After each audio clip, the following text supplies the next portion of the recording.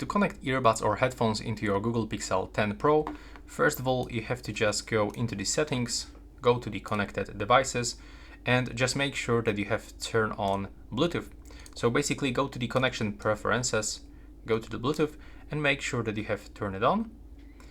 And now you will have to enter for the pairing mode on your device.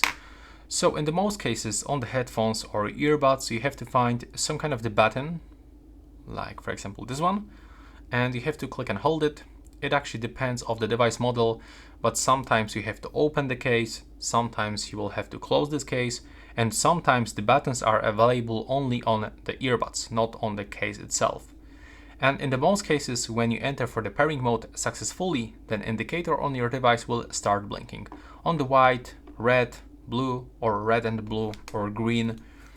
And now we have to go back, click to pair new device, and from available devices, we have to select our device. We have to click pair. And after a few seconds, as you can see, we are successfully connected. And that's pretty much it. Thanks for watching.